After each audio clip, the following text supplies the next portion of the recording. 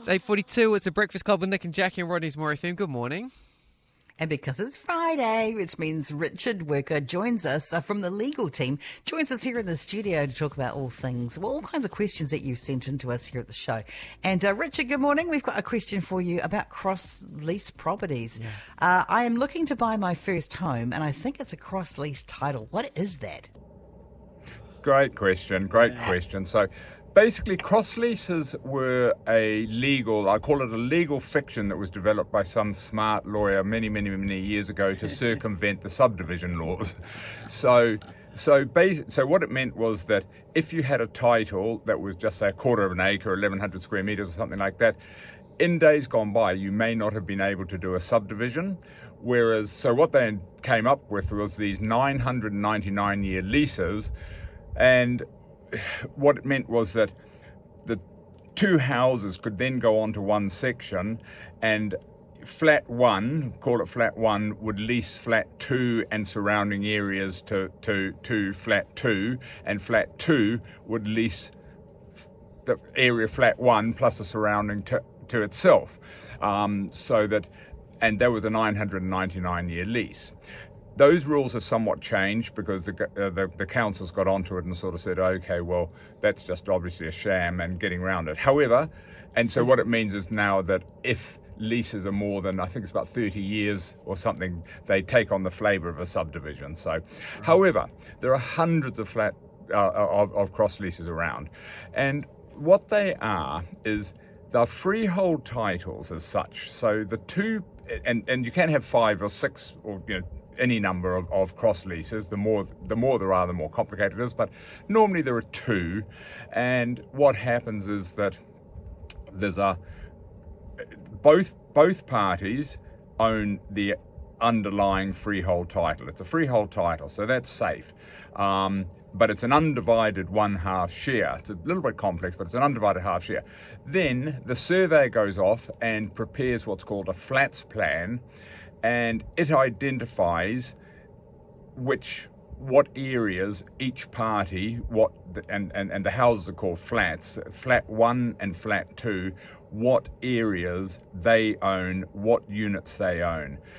And then once that flats plan is done, the lawyers then create the titles, the new titles, and they're called cross lease titles because they are freehold and lease, so they're cross lease. And they cross lease to each other, and so that they're created. There are good and bad about that. The good part is that the rules are laid down in the lease, the cross lease, so that you have some control over your neighbour not suddenly building a 6-story high-rise there, right, because you own the underlying freehold as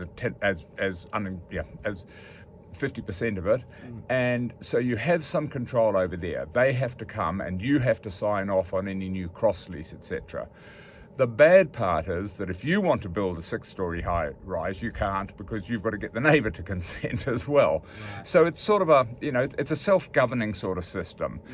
The other problem with cross leases is that if you add on an enclosed deck or something like that, a window, sort of, a dormer window or something like that, if you change the external dimensions of that house, of that flat, of that unit, you're supposed to then amend the flats plan.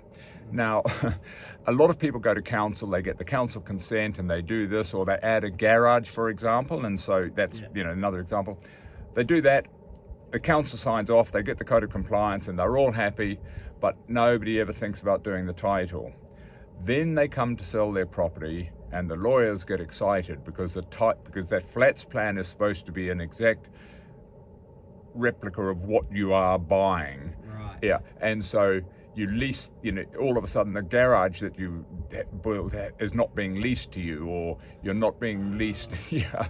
So now, the only people who get excited about that, in my view, are the lawyers. Yeah. And it doesn't mean that the house is going to fall over because the flats plan isn't correct, right, but it does cost, $10,000 or something to correct the flats plan. Yeah. So, but there are hundreds of flats plans that are just not complete.